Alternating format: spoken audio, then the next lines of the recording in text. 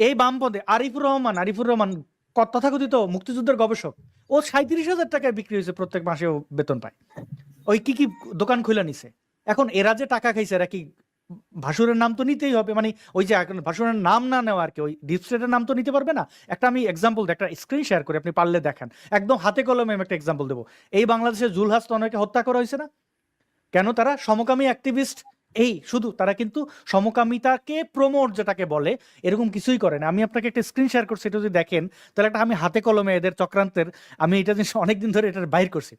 এই যে দেখতে পাচ্ছেন এখানে একজন ব্যক্তি, ওনার নাম হচ্ছে আরজিন কামাল। উনি আমেরিকার লস অ্যাঞ্জেলেসে থাকেন। ওনার কয়েকটা গান খুব পরিচিত ছিল, যে কালা কালা একটা গান, এবং ওনার ড্রেস আপ দেখেন, আপনারা বুঝবেন যে এই সমকামী বুঝতে উনি উনি গে এবং বটম। হ্যাঁ, তো এই ব্যক্তি বাংলাদেশে, এই ব্যক্তির এই কালা কালাটা হিট হওয়ার পরে তারে এই ডিপ স্টেট এরিয়াতে, তারে ডিপ স্টেট করছে কিনা, কিন্তু ইউনুস সরকার তারে ইনভাইট করে বাংলাদেশে নিয়ে গেছে। বাংলাদেশের ঢাকায় বসে দেখেন সে পারফর্ম করছে, ঢাকায়, বাংলাদেশে। এবং তিনি কিন্তু তার গান দ্বারাও পরিচিত, তিনি সমকামী অ্যাক্টিভিস্ট। দেখেন এগুলো কিন্তু বাংলাদেশের শুটিং। বাংলাদেশের সব জায়গায় যে মানে অনেকগুলো শহরে তারা ঘুইরা ঘুইরা এই এই এই শুট করছে।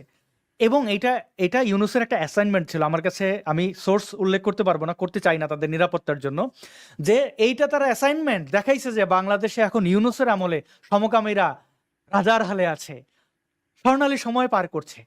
আসলে এইরকম কিছু তাদের পশ্চিমাদের কিছু এজেন্ডা এরা এই দেখাচ্ছে, এই যে দেখো এখানে ঠিক আছে, তখনই তারা আতঙ্কিত হয়। কতদিন আগের এই ভিডিও যেটা এই দেখালেন এখন? এইটাই তো কয়দিন আগের, মানে 1-1.5 মাস হয়েছে তিনি ঢাকায় এসে, মানে আপনি দেখেন, আপনি লিঙ্কটা দিয়ে দেবো।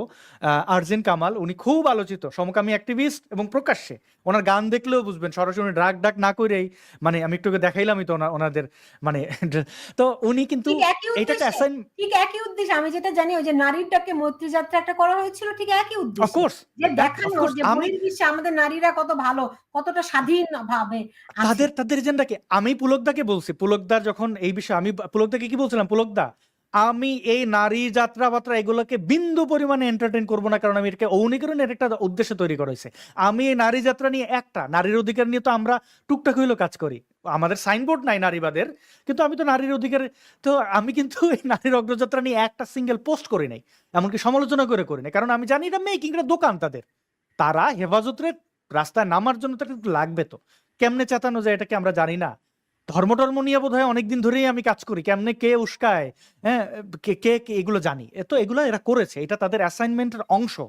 তারা